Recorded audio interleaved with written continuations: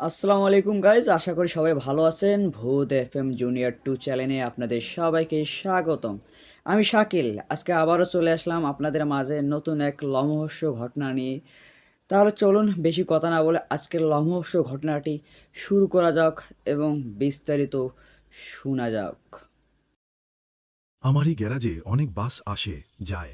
সবারই একটা হিসাব থাকে, কত যাত্রী উঠল, কত নামলো, কত টাকা কালেকশন হলো।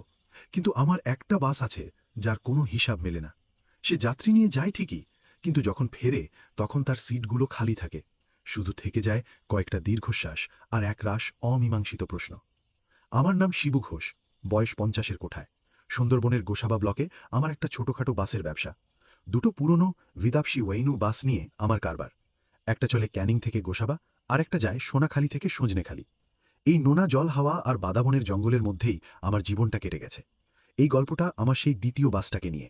বাসটার নাম আমি দিয়েছিলাম বন বিবি, সুন্দরবনের বিপত্তারিণী দেবীর নামে। কিন্তু আমি জানতাম না এই বন বিবি নিজেই একদিন বিপদের কারণ হয়ে দাঁড়াবে।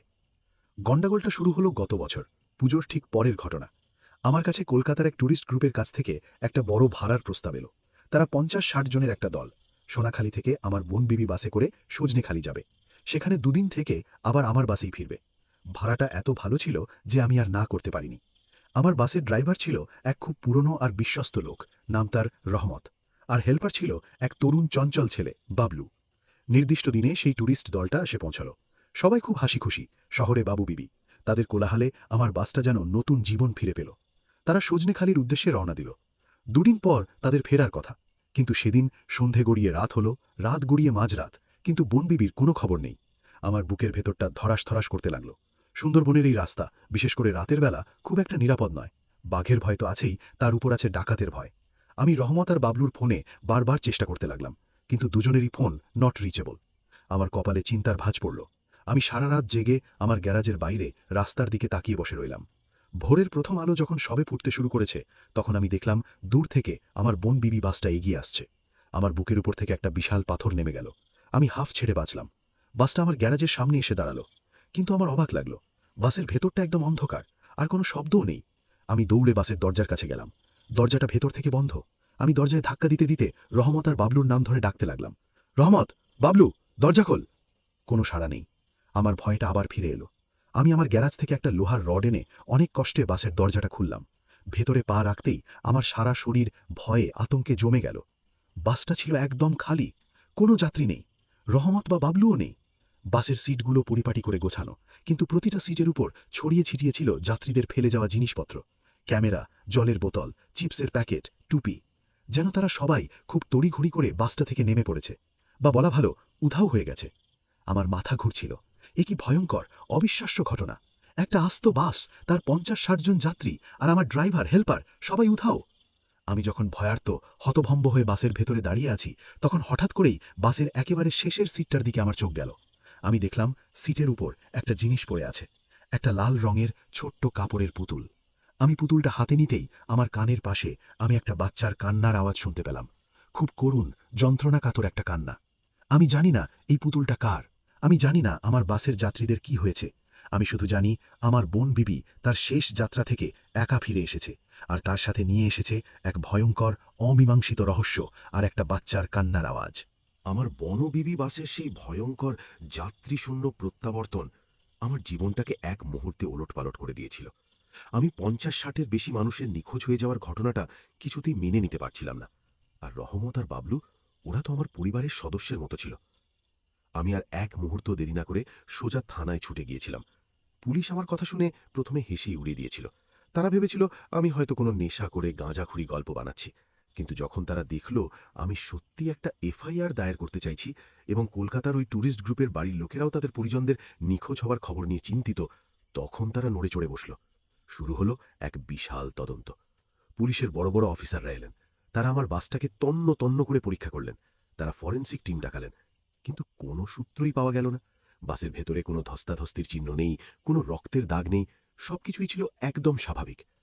পুলিশ সুন্দরবনের জঙ্গলে, নদীর খাড়িতে অনেক খোঁজাখুঁজি করল। তারা লঞ্চ নামালো, ড্রোন ওড়ালো, কিন্তু সেই ৫০-৬০ জন মানুষ আর আমার ড্রাইভার হেল্পার, তারা যেন বাতাসে মিলিয়ে গিয়েছিল। খবরের কাগজে, টিভিতে অনেক দিন ধরে এই নিয়ে তোলপাড় চলল। সুন্দরবনের রহস্যময় গণ অন্তর্ধান এই শিরোনামে কত খবর ছাপা হলো। কেউ বলল বাঘের পেটে গেছে, কেউ বলল ডাকাতরা খুন করে লাশ নদীতে ভাসিয়ে দিয়েছে, আবার কেউ বলল এটা নাকি কোনো অলৌকিক ঘটনা। কিন্তু কোনো কিছুরই কোনো প্রমাণ পাওয়া গেল না। ধীরে ধীরে সময় গড়ানোর সাথে সাথে সবাই এই ঘটনাটা ভুলে যেতে শুরু করল, কিন্তু আমি ভুলতে পারলাম না। প্রতি রাতে আমার ঘুমের মধ্যে আমি দেখতাম আমার বনবিবি বাসটা সেই যাত্রীগুলোকে নিয়ে কোনো এক অন্ধকার অচেনা রাস্তায় ছুটে চলেছে, আর আমার কানের মধ্যে বাজত সেই ছোট্ট কাপড়ের পুতুলটা থেকে ভেসে আসা বাচ্চার কান্নার আওয়াজ। পুতুলটা আমি পুলিশের কাছ থেকে চেয়ে আমার কাছেই রেখে দিয়েছিলাম। ওটাই ছিল আমার কাছে সেই ভয়ঙ্কর রাতের একমাত্র সাক্ষী। আমি বুঝতে পারছিলাম পুলিশ হয়তো হাল ছেড়ে দিয়েছে, কিন্তু আমাকে এর শেষ দেখতেই হবে। আমি নিজের মতো করে আমার তদন্ত শুরু করলাম। আমি কথা বলতে শুরু করলাম সুন্দরবনের পুরনো দিনের মাঝি, মৌলি আর গুণিনদের সাথে। আমি তাদের সেই লাল পুতুলটার কথা বললাম। অনেকেই অনেক রকম কথা বলল। কেউ বলল ওটা নাকি বনবিবিরই কোনো প্রতীক, কেউ বলল ওটা অশুভ শক্তির চিহ্ন। অবশেষে আমি একজনের কাছ থেকে একটা অদ্ভুত কিন্তু বিশ্বাসযোগ্য ব্যাখ্যা পেলাম। তিনি হলেন আমাদের গোসাবা ব্লকের সবচেয়ে পুরনো এবং জ্ঞানী গুণিন শ্রীপতি বিশ্বাস। আমি তার কাছে গিয়ে পুতুলটা দেখালাম। পুতুলটা দেখেই শ্রীপতি কাকার মুখটা কেমন যেন গম্ভীর হয়ে গেল। তিনি পুতুলটা হাতে নিয়ে কিছুক্ষণ চোখ বন্ধ করে রইলেন। তারপর তিনি চোখ খুলে যা বললেন তা শোনার জন্য আমি প্রস্তুত ছিলাম না। তিনি বললেন, শিবু, তুই যে পুতুলটাকে হাতে নিয়ে বসে আছিস ওটা কোনো সাধারণ পুতুল নয়, ওটা হলো একটা আত্মাফাদ। আত্মাফাদ? হ্যাঁ, তিনি বললেন, আমাদের এই সুন্দরবনের গভীরে এমন কিছু পুরনো শক্তিশালী ডাকিনী বাস করে যারা মানুষের আত্মাকে বন্দী করে তাদের নিজেদের দাস বানিয়ে রাখে। তারা প্রথমে তাদের মায়াজাল দিয়ে পথিকদের আকর্ষণ করে, তারপর তারা তাদের আত্মাকে এই ধরনের কোনো একটা জড় বস্তুর মধ্যে, যেমন এই পুতুলটা, তার মধ্যে আটকে ফেলে, আর তাদের শরীরটাকে হয়তো নদীর জলেই ভাসিয়ে দেয়। আমার গায়ের লোম খাড়া হয়ে গেল। আমার মনে হচ্ছে, শ্রীপতি কাকা বললেন, তোর বাসের যাত্রীদের সাথেও ঠিক এই ঘটনাই ঘটেছে। তারা কোনো ডাকিনীর পাল্লায় পড়েছিল, আর সেই ডাকিনী তাদের সবার আত্মাকে এই একটা পুতুলের মধ্যেই বন্দী করে রেখেছে। কিন্তু কিন্তু তাহলে ওই কান্নার আওয়াজ, ওই কান্নাটা হলো ওই বন্দী আত্মাদেরই সম্মিলিত আর্তনাদ। তারা মুক্তি চায়, তারা তাদের এই পুতুলের কারাগার থেকে বেরোতে চায়। আমার মাথা ঘুরছিল। এ কি ভয়ঙ্কর কথা! আমি বললাম, এর থেকে কি মুক্তির কোনো উপায় নেই কাকা? শ্রীপতি কাকা বললেন, উপায় একটাই আছে, কিন্তু কাজটা খুব কঠিন এবং বিপজ্জনক। কি উপায়? তোকে সেই ডাকিনীকে খুঁজে বের করতে হবে, আর তাকে পরাজিত করে তার কাছ থেকে এই পুতুলের বাঁধন খোলার মন্ত্রটা জেনে নিতে হবে। কিন্তু আমি তাকে কোথায় খুঁজব? আমি জানি না, তিনি বললেন। তবে আমি এটা জানি যে এই ধরনের ডাকিনীরা সাধারণত কোনো একটা নির্দিষ্ট জায়গায় তাদের শক্তিকে কেন্দ্রীভূত করে রাখে, কোনো পুরনো মন্দির বা কোনো প্রাচীন বিশালাকার গাছ। আমি যখন ভাবছি আমি এখন কি করব, তখন হঠাৎ করেই আমার হাতে থাকা সেই পুতুলটা সামান্য কেঁপে উঠল, আর আমি আমার মনের ভেতরে বহু দূর থেকে ভেসে আসা অনেকগুলো কণ্ঠস্বরের মিলিত একটা শব্দ শুনতে পেলাম, হ্যাঁড়ো ভাঙা। আমি চমকে উঠলাম। হ্যাঁড়ো ভাঙা? হ্যাঁড়ো ভাঙা হল সুন্দরবনের গভীরে রায়মঙ্গল নদীর তীরে একটা পরিত্যক্ত প্রায় ভুলে যাওয়া দ্বীপের নাম। লোকে বলে ওই দ্বীপটা নাকি অভিশপ্ত, ওখানে দিনের বেলাতেও কেউ যাওয়ার সাহস পায় না। আমার আর বুঝতে বাকি রইল না আমাকে কোথায় যেতে হবে। ওই বন্দী আত্মারা আমাকে তাদের মুক্তির পথ দেখিয়ে দিয়েছে। আমি জানি না ওই অভিশপ্ত দ্বীপে আমার জন্য কি অপেক্ষা করছে। আমি শুধু জানি আমার কাঁধে এখন শুধু আমার ড্রাইভার হেল্পারেরই নয়, ৫০-৬০টা নিরপরাধ বন্দী আত্মার মুক্তির দায়িত্ব। হেড়ো ভাঙা দ্বীপের নামটা আমার মাথায় বজ্রপাতের মতো আঘাত করেছিল। সুন্দরবনের জেলে মাঝিদের কাছে ওই দ্বীপটা সাক্ষাৎ জমপুরি। কত যে গল্প, কত যে কিংবদন্তি ওই দ্বীপকে ঘিরে। কত নৌকা নাকি ওখানে গিয়ে আর ফেরেনি, কত মানুষ নাকি ওখানে গিয়ে চিরদিনের জন্য হারিয়ে গেছে। আর আমাকে এখন সেই দ্বীপেই যেতে হবে, এক শক্তিশালী ডাকিনীর মুখোমুখি হতে। আমার ভয় করছিল, কিন্তু আমার চোখের সামনে বারবার ভেসে উঠছিল রহমত আর বাবলুর মুখ, আর সেই পুতুলের ভেতর থেকে ভেসে আসা কান্নার আওয়াজ। আমি জানি আমি যদি আজ পিছিয়ে যাই তাহলে ওই ৫০-৬০টা আত্মা কোনোদিনও মুক্তি পাবে না। আমি আমার সবচেয়ে বিশ্বস্ত এবং সাহসী মাঝি করিমকে ব্যাপারটা খুলে বললাম। করিম প্রথমে আঁতকে উঠেছিল, সে কিছুতেই হেড়ো ভাঙার দিকে যেতে রাজি ছিল না। কিন্তু যখন আমি তাকে রহমতের কথা বললাম তখন সে আর না করতে পারল না। রহমত ছিল করিমের খুব কাছের বন্ধু। আমরা ঠিক করলাম আমরা পরের অমাবস্যার রাতে রওনা দেব। শ্রীপতি কাকা বলেছিলেন, অমাবস্যার রাতে ডাকিনীর শক্তি যেমন সবচেয়ে বেশি থাকে, তেমনি তাকে পরাজিত করার সুযোগও নাকি ওই রাতেই সবচেয়ে বেশি। শ্রীপতি কাকা আমাকে আত্মরক্ষার জন্য কিছু মন্ত্রপুত শিকড় বাকড় আর একটা পুরনো লোহার ত্রিশূল দিয়েছিলেন। আর আমার কাছে তো সেই আত্মাফাত পুতুলটা ছিলই। অবশেষে সেই রাতটা এলো। আমি আর করিম আমাদের ছোট কিন্তু শক্তিশালী মোটর চালিত নৌকাটা নিয়ে রাতের অন্ধকারে রায়মঙ্গল নদীর বুক চিরে হেড়ো ভাঙা দ্বীপের উদ্দেশ্যে রওনা দিলাম। নদীটা ছিল শান্ত, কিন্তু চারপাশের পরিবেশটা ছিল থমথমে। বাধাবনের গভীর থেকে ভেসে আসছিল অদ্ভুত সব শব্দ। প্রায় 2 ঘন্টা চলার পর আমরা দূর থেকে হেড়ো ভাঙা দ্বীপটাকে দেখতে পেলাম। চাঁদের আবছা আলোয় দ্বীপটাকে দেখাচ্ছিল যেন জলের উপর ভেসে থাকা একটা বিশাল কালো কচ্ছপের মতো। আমরা যখন দ্বীপের কাছাকাছি এসে পৌঁছেছি তখন হঠাৎ করেই আমাদের নৌকার ইঞ্জিনটা বন্ধ হয়ে গেল। করিম অনেক চেষ্টা করল, কিন্তু ইঞ্জিন আর চালু হলো না। আমার বুকের ভেতরটা কেঁপে উঠল। ঠিক তখনই আমি দেখলাম দ্বীপের কিনারা থেকে একটা ছোট ডিঙি নৌকা আমাদের দিকে এগিয়ে আসছে।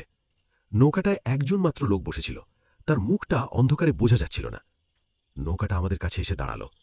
লোকটা একটা ভাঙা শিরশি করা গলায় বলল, পথ হারিয়েছ নাকি বাবুরা? সাহায্যের দরকার? করিম বলল, হ্যাঁ ভাই, আমাদের ইঞ্জিনটা খারাপ হয়ে গেছে, তুমি কি আমাদের একটু সাহায্য করতে পারো? লোকটা একটা অদ্ভুত হাসি হাসল, বলল, সাহায্য তো করবই, তোমরা যে আমারই অতিথি। চলো আমার সাথে চলো, আমার দ্বীপে তোমাদের স্বাগতম। তার কথা বলার ভঙ্গিটা আমার ভালো লাগলো না। আমি আমার হাতে থাকা পুতুলটার দিকে তাকালাম। আমি দেখলাম পুতুলটার চোখ দুটো থেকে একটা মৃদু লাল আভা বেরোচ্ছে, আর আমার কানের মধ্যে সেই আত্মাদের সম্মিলিত ভয়ার্ত চিৎকার ভেসে এলো, না, যেও না! আমি বুঝলাম এই লোকটা কোনো সাধারণ মাঝি নয়, সে ওই ডাকিনীরই কোনো মনুচর। আমি করিমকে ইশারা করলাম। করিমও হয়তো কিছু একটা আঁচ করতে পেরেছিল। সে লোকটাকে বলল, না ভাই, আমাদের সাহায্যের দরকার নেই, আমরা নিজেরাই ঠিক করে নিতে পারব। আমার কথা শুনে লোকটার মুখের হাসিটা মিলিয়ে গেল, তার চোখ দুটো অন্ধকারে জ্বলজ্বল করে উঠল। সে গর্জন করে বলল, আমার দ্বীপে এসে আমার আমন্ত্রণ কেউ প্রত্যাখ্যান করতে পারে না। এই বলে সে তার নৌকা থেকে একটা লম্বা ধারালো কাস্তের মতো অস্ত্র বের করে আমাদের দিকে তেড়ে এলো। আমি আর করিম দুজনেই ভয় পেয়ে গিয়েছিলাম। কিন্তু ঠিক সেই মুহূর্তে একটা অবিশ্বাস্য ঘটনা ঘটল। আমার হাতে থাকা সেই লাল পুতুলটা থেকে একটা তীব্র সাদা আলো বিচ্ছুরিত হল, আর সেই আলোর মধ্যে দিয়ে আমি দেখলাম 50-60টা আবছা ছায়াময় মূর্তি বেরিয়ে এসে সেই লোকটার উপর ঝাঁপিয়ে পড়ল। আমার বাসের সেই যাত্রীদের আত্মারা, তারা তাদের পুতুলের কারাগার থেকে বেরিয়ে এসে আমাদের বাঁচানোর জন্য লড়াই করছে। লোকটা সেই সম্মিলিত আত্মার আক্রমণের সামনে এক মুহূর্তেও টিকতে পারল না। সে একটা তীব্র যন্ত্রণাকাতর আর্তনাদ করে তার নৌকো সমেত নদীর জলে ডুবে গেল। আমি আর করিম স্তব্ধ হয়ে সেই দৃশ্য দেখছিলাম। আত্মারা তাদের কাজ শেষ করে আবার সেই পুতুলটার ভেতরে ফিরে গেল, আর আমাদের নৌকার ইঞ্জিনটাও নিজে থেকেই আবার স্টার্ট হয়ে গেল। আমি বুঝলাম এই লড়াইয়ে আমি একা নই, আমার সাথে আছে 50-60টা বিচার প্রার্থী আত্মার শক্তি। আমরা নৌকাটা নিয়ে দ্বীপের একটা নিরাপদ জায়গায় ভিড়লাম। শ্রীপতি কাকা বলেছিলেন, ডাকিনীরা সাধারণত কোনো প্রাচীন বিশালাকার গাছের কোটরে বা মন্দিরে তাদের আস্তানা বানায়। আমি আর করিম হাতে ত্রিশূল আর টর্চ নিয়ে সেই ভয়ঙ্কর অজানা দ্বীপের গভীরে প্রবেশ করলাম। দ্বীপটা ছিল ঘন জঙ্গলে ঢাকা, চারদিকে শুধু ম্যানগ্রোভের শ্বাসমূল আর সাপের ভয়। অনেকক্ষণ খোঁজাখুঁজির পর আমরা দ্বীপের একেবারে মাঝখানে একটা বিশাল প্রায় 1000 বছরের পুরনো বটগাছের সামনে এসে দাঁড়ালাম। গাছটার গুঁড়িটা ছিল বিশাল, আর তার ঝুড়িগুলো সাপের মতো মাটি পর্যন্ত নেমে এসেছে। আমার মন বলছিল এটাই সেই জায়গা। আমি যখন গাছটার দিকে এগোচ্ছি তখন হঠাৎ করেই গাছের একটা কোটর থেকে আমি একটা মৃদু মিষ্টি গানের সুর শুনতে পেলাম, একটা মহিলার কণ্ঠস্বর। সে যেন কোনো মায়াবী সুরে আমাকে তার কাছে ডাকছে। আমি সেই সুর শুনে সম্মোহিতের মতো সেদিকেই এগিয়ে যাচ্ছিলাম, কিন্তু করিম আমার হাতটা খপ করে ধরে ফেলল। সে বলল, যেও না শিবুদা, ওটা ডাকিনীর মায়া, ও তোমাকে ফাঁদে ফেলার চেষ্টা করছে। আমি যেন ঘুর থেকে জেগে উঠলাম। আমি বুঝলাম আমার আসল লড়াইটা সবে শুরু হতে চলেছে। আমি এখন সেই ভয়ঙ্কর ডাকিনীর মুখোমুখি হতে চলেছি, যে শুধু আত্মাকেই বন্দী করে না, সে তার মায়াবী সুর দিয়ে জীবন্ত মানুষকেও তার দাসে পরিণত করে। করিমের সেই সতর্কবাণী আমাকে এক ঝটকায় বাস্তব জগতে ফিরিয়ে এনেছিল। আমি বুঝতে পারছিলাম আমি ডাকিনীর মায়ার ফাঁদে প্রায় পা দিয়েই ফেলেছিলাম। তার সেই মিষ্টি সুরের আড়ালে যে কি ভয়ঙ্কর বিপদ লুকিয়ে আছে তা ভাবতেও আমার গাশি উড়ে উঠছিল। আমি শ্রীপতি কাকার দেওয়া সেই মন্ত্রপুত শিকড়টা আমার কানের মধ্যে গুঁজে নিলাম। সাথে সাথে সেই মায়াবী গানের সুরটা অনেকটাই ক্ষীণ হয়ে গেল। আমি আর করিম দুজনেই খুব সাবধানে সেই বিশাল বটগাছের দিকে এগোতে লাগলাম। গাছটার কাছে পৌঁছতেই আমরা একটা পচা আমিষ গন্ধ পেলাম, আর তার সাথে মিশেছিল ধুনো আর মানুষের পোড়া চুলের গন্ধ। আমরা বুঝলাম আমরা ঠিক জায়গায় এসে পৌঁছেছি। গাছটার গুড়ির মাঝখানে একটা বিশাল অন্ধকার কোটর ছিল, অনেকটা গুহার মুখের মতো। সেই গানের সুর আর গন্ধ দুটোই ওখান থেকে আসছিল। আমি করিমকে ইশারায় বাইরে থাকতে বলে আমার হাতে ত্রিশূলটা শক্ত করে ধরে সেই অন্ধকার কোটরের ভেতরে প্রবেশ করলাম। ভেতরটা ছিল একটা ছোট স্যাঁতস্যাঁতে ঘরের মতো। দেওয়ালগুলো ছিল গাছেরই শেকড় বাকড় দিয়ে তৈরি, আর ঘরের মাঝখানে একটা মাটির উনুন জ্বলছিল। উনুনের আগুনে একটা মাটির হাঁড়িতে কিছু একটা টকবক করে ফুটছিল, আর উনুনের ঠিক পাশেই একটা ছেঁড়া ময়লা মাদুরের ওপর বসেছিল এক ভয়ঙ্করী মূর্তি। একজন অতি বৃদ্ধা মহিলা। তার চুলগুলো ছিল জট পাকানো সাদা, তার চামড়াগুলো ঝুলে পড়েছে, আর তার চোখ দুটো ছিল টকটকে লাল। সেই চোখ দুটো দিয়ে যেন আগুন ঠিকরে বেরোচ্ছিল। সেই ডাকিনী। সে আমার দিকে তাকিয়ে একটা বিভৎস ফোকলা ঢাদের হাসি হাসল। সে তার ভাঙা শিষ্যি করা গলায় বলল, স্বাগতম জেলের পুত, তুই তাহলে আমার ডেরায় এসে পড়েছিস, তোর সাহস তো কম নয়। আমি ভয় পেলেও হিম্মত হারলাম না। আমি আমার হাতে ধরা লাল পুতুলটা তার দিকে তুলে ধরে দৃঢ় গলায় বললাম, আমি আমার যাত্রীদের ফিরিয়ে নিতে এসেছি, ওদেরকে মুক্তি দাও। আমার কথা শুনে ডাকিনীটা অট্টহাসি করে উঠল। তার হাসির শব্দে কোটরের দেওয়ালগুলো কাঁপছিল। সে বলল, মুক্তি? এই হেড়ো ভাঙার মাটিতে যে একবার পা রাখে তার আর মুক্তি নেই। ওরা সবাই এখন আমার দাস, আমার খেলার পুতুল। আর তুই? সে আমার দিকে তার লম্বা নোংরা নখওয়ালা আঙুলটা তাক করে বলল, তুইও আজ থেকে আমারই হবি। তোর মতো একটা শক্তিশালী সাহসী আত্মা আমার অনেক কাজে লাগবে। এই বলে সে মন্ত্র পড়া শুরু করল। আমার চারপাশে কোটরের দেওয়ালগুলো থেকে অনেকগুলো কালো ধোঁয়ার মতো ছায়া বেরিয়ে এসে আমাকে ঘিরে ধরতে লাগল। আমি আমার হাতে থাকা ত্রিশূলটা দিয়ে সেই ছায়াগুলোকে আটকানোর চেষ্টা করতে লাগলাম। ত্রিশূলের স্পর্শে ছায়াগুলো যন্ত্রণায় চিৎকার করে পিছিয়ে যাচ্ছিল, কিন্তু তারা ছিল সংখ্যায় অনেক। আমি বুঝলাম আমি বেশিক্ষণ পারব না। ডাকিনীটা তখন তার আসনে বসে হাসছিল। সে যেন আমার এই অসহায় লড়াইটা উপভোগ করছিল। আমি যখন প্রায় হার মেনে নিচ্ছি, তখন আমার হঠাৎ করেই শ্রীপতি কাকার একটা কথা মনে পড়ল। তিনি বলেছিলেন, প্রতিটা অশুভ শক্তিরই একটা দুর্বলতা থাকে। তার শক্তির উৎসটাকেই যদি আঘাত করা যায়, তাহলেই তাকে হারানো সম্ভব। আমি মরিয়া হয়ে ডাকিনীটার চারপাশে তাকাতে লাগলাম। তার শক্তির উৎসটা কি হতে পারে? হঠাৎ করেই আমার চোখ গেল তার মাথার জট পাকানো চুলের দিকে। আমি দেখলাম তার চুলের মধ্যে একটা জিনিস চিকচিক করছে, একটা পুরনো বিবর্ণ হয়ে যাওয়া সিঁদুরের কৌটো। আমার মন বলছিল, ওটাই তার দুর্বলতা, ওটাই তার শক্তির উৎস। হয়তো কোনো কুমারী মেয়ের সিঁদুর দিয়ে সে তার শক্তিকে ধরে রেখেছে। আমি আর দেরি না করলাম না। আমি আমার ত্রিশূলটা আমার সমস্ত শক্তি দিয়ে সেই ছায়াগুলোর ব্যূহ ভেদ করে সোজা ডাকিনীটার দিকে ছুঁড়ে মারলাম। আমার লক্ষ্য ছিল তার মাথা, কিন্তু সে ছিল খুব চালাক। সে মাথাটা সরিয়ে নিতেই ত্রিশূলটা গিয়ে লাগল তার কাঁধে। সে যন্ত্রণায় চিৎকার করে উঠল, আর সেই সুযোগে আমি দৌড়ে গিয়ে তার উপর ঝাঁপিয়ে পড়লাম। আমার লক্ষ্য ছিল একটাই, তার চুলের মধ্যে থেকে সেই সিঁদুরের কৌটোটাই ছিনিয়ে নেওয়া। শুরু হলো এক ভয়ঙ্কর ধস্তাধস্তি। তার শরীরে ছিল অমানুষিক শক্তি। তার ধারালো নখের আঁচড়ে আমার সারা শরীর ক্ষতবিক্ষত হয়ে যাচ্ছিল, কিন্তু আমিও হাল ছাড়লাম না। অবশেষে আমি তার চুল থেকে সেই কৌটোটাই ছিনিয়ে নিতে পারলাম। কৌটোটা হাতে পাওয়া মাত্রেই আমি সেটাকে আমার সমস্ত শক্তি দিয়ে মাটিতে আছড়ে ফেললাম। ঠং করে একটা শব্দ হয়ে কৌটোটাই ভেঙে গেল, আর ভেতর থেকে বেরিয়ে এলো একরাশ কালো জমাট বাঁধা শুকনো সিঁদুর। আর সাথে সাথেই একটা অবিশ্বাস্য ঘটনা ঘটল। ডাকিনীটার শরীরটা প্রবলভাবে কাঁপতে শুরু করল। তার সেই ভয়ঙ্করী রূপটা ধীরে ধীরে মিলিয়ে যেতে শুরু করল। তার চামড়ার বলিরেখাগুলো মসৃণ হতে লাগল, তার জট পাকানো চুলগুলো কালো রেশমি হয়ে গেল। কয়েক মুহূর্তের মধ্যেই আমার সামনে সেই ভয়ঙ্করী ডাকিনীর জায়গায় দাঁড়িয়েছিল এক অসম্ভব সুন্দরী কিন্তু খুব দুঃখী চেহারার অল্প বয়সী মেয়ে। তার চোখ দুটো দিয়ে জলের ধারা গড়িয়ে পড়ছিল। আমি স্তব্ধ হয়ে সেই পরিবর্তনটা দেখছিলাম। আমার হাতে থাকা লাল পুতুলটা থেকেও সেই ৫০-৬০টা আত্মা বেরিয়ে এসে তাদের আগের মানুষের রূপে আমার চারপাশে দাঁড়িয়েছিল। তারাও অবাক হয়ে সেই মেয়েটির দিকে তাকিয়েছিল। মেয়েটি আমার দিকে তাকিয়ে হাত জোড় করে কান্না ভেজা গলায় বলল, ধন্যবাদ, তুমি আজ আমাকে মুক্তি দিলে। আমি অবাক হয়ে বললাম, মুক্তি? কিন্তু কিন্তু তুমিই তো সেই ডাকিনী। মেয়েটি কেঁদে ফেলে বলল, না, আমি ডাকিনী নই, আমিও ছিলাম তারই একজন শিকার। সেই সুন্দরী কিন্তু দুঃখী চেহারার মেয়েটির কথা শুনে আমি আর আমার বাসের যাত্রীদের আত্মারা সবাই স্তব্ধ হয়ে গিয়েছিলাম। সে ডাকিনী নয়, সেও একজন শিকার। তাহলে আসল ডাকিনী কে? মেয়েটি তার করুণ কাহিনী বলতে শুরু করল। তার নাম ছিল মালতী। বহু বছর আগে সে ছিল এই হেড়োভাঙা দ্বীপেরই এক জেলের মেয়ে। সে ভালোবাসত এক মাঝির ছেলেকে, কিন্তু তাদের এই ভালোবাসার কথা জানতে পেরে যায় এই দ্বীপের আসল ডাকিনী চাঁপা। চাঁপা ছিল এক ভয়ঙ্কর ঈর্ষাপরায়ণ ডাকিনী। সে মালতীর ভালোবাসার মানুষটিকে চেয়েছিল, কিন্তু সেই মাঝি ছেলেটি তাকে প্রত্যাখ্যান করায় চাঁপা প্রতিহিংসার আগুনে জ্বলে ওঠে। সে মালতীকে অপহরণ করে তার উপর এক ভয়ঙ্কর কালো জাদু প্রয়োগ করে। সে মালতীর আত্মাকে তার নিজের শরীরের মধ্যে বন্দী করে ফেলে, আর মালতীর সুন্দর শরীরটাকে সে নিজের আধার হিসেবে ব্যবহার করতে শুরু করে। অর্থাৎ আমরা যাকে এতদিন ধরে ডাকিনী ভেবে এসেছি, সে আসলে ছিল মালতী, আর তার ভেতরে বন্দী ছিল আসল ডাকিনী চাঁপার আত্মা। মালতী বলল, সেই সিঁদুরের কৌটোটাই ছিল চাঁপার শক্তির উৎস।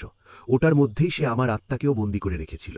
তুমি ওটা ভেঙে দিয়ে শুধু চাঁপার শক্তিকেই নষ্ট করনি, তুমি আমার আত্মাকেও মুক্তি দিয়েছ। আমার কাছে এখন সবটা পরিষ্কার হয়ে গেল। কিন্তু আমি বললাম, তাহলে চাঁপার কি হলো? মালতী সেই উনুনের দিকে দেখালো, যেখানে হাঁড়িতে কিছু একটা ফুটছিল। সে বলল, ওর আত্মা এখন ওর সঠিক জায়গায় চলে গেছে, ওই হাঁড়িতে। আমি উকি মেরে দেখলাম হাঁড়ির ভেতরে টকবক করে ফুটন্ত জলের মধ্যে একটা কুৎসিত কালো ধোঁয়ার মতো আত্মা যন্ত্রণায় ছটফট করছে। মালতী বলল, ওর পাপের শাস্তিও পাচ্ছে। কিন্তু আমরা এখন কি করব? সে আমার বাসের যাত্রীদের আত্মার দিকে তাকালো। আমি বুঝলাম তাদের সবাইকে মুক্তি দিতে হবে। আমি শ্রীপতি কাকার কাছে ফিরে গেলাম। আমি তাকে সবটা খুলে বললাম। শ্রীপতি কাকা সব শুনে মালতী আর বাকি আত্মাদের মুক্তির জন্য হেড়োভাঙা দ্বীপেই এক বিশাল যজ্ঞের আয়োজন করলেন। সেই যজ্ঞের পবিত্র আগুনে মালতী আর আমার বাসের সেই ৫০-৬০ জন যাত্রী সবাই হাসি মুখে একে অপরের হাত ধরে আহুতি দিল। তারা সবাই মুক্তি পেয়ে গেল। হেড়োভাঙা দ্বীপটা অবশেষে অভিশাপ মুক্ত হল। সেই ঘটনার পর আমি আবার আমার বাসের ব্যবসায় ফিরে এসেছি। আমার বনবিবি বাসটা এখনও চলে, কিন্তু আমি আর কোনো দিনও কোনো ট্যুরিস্ট গ্রুপকে সজনেখালির দিকে নিয়ে যাইনি। আমার সেই পুরনো বাসটা এখন শুধু স্থানীয় যাত্রীদেরই সেবা করে। মাঝে মাঝে যখন আমি রাতের বেলা আমার গ্যারেজে একা বসে থাকি, তখন আমার মনে হয় আমি যেন বহু দূর থেকে রায়মঙ্গল নদীর বুক থেকে একটা মিষ্টি গানের সুর শুনতে পাই। আমি জানি ওই গানটা কে গাইছে। ওটা মালতী। সে হয়তো তার ভালোবাসার মানুষটিকে নিয়ে কোনো এক অন্য জগতে শান্তিতে আছে। আর আমার হাতে থাকা সেই লাল পুতুলটা, ওটা এখন আর কোনো আত্মাভাত নয়। ওটা এখন আমার কাছে শুধু একটা সাধারণ কাপড়ের পুতুল। কিন্তু আমি জানি ওই পুতুলের প্রতিটা সুতোর মধ্যে জড়িয়ে আছে ৫০-৬০টা জীবনের গল্প, একটা ভয়ঙ্কর রাতের স্মৃতি, আর এক সাধারণ বাসমালিকের এক অসাধারণ যাত্রার কাহিনী। তা গাইস, গল্পটা শুনলেন। আশা করি গল্পটা আপনাদেরকে ভালো লেগেছে। আর যারা ভৌতিক গল্প শুনতে ভালোবাসেন, অবশ্যই আমার ভূত এফএম জুনিয়র 2 চ্যানেলটা সাবস্ক্রাইব করে পাশে থাকবেন। আর এরকম নিয়মিত ভিডিও পাওয়ার জন্য অবশ্যই আমাকে কমেন্ট করবেন। আজকে এই গল্পটি কেমন লেগেছে সেটাও অবশ্যই কমেন্ট করে জানাবেন। এবং এরকম নিয়মিত ভিডিও পাওয়ার জন্য আমার সঙ্গে থাকবেন। সবাই ভালো থাকবেন, সুস্থ থাকবেন। আল্লাহ হাফেজ। নেক্সট টাইম আপনাদের জন্য আরও ভয়ঙ্কর ভৌতিক গল্প নিয়ে উপস্থিত হব। ততক্ষণ অবধি আমার পাশে থাকুন, সুস্থ থাকুন। আল্লাহ হাফেজ।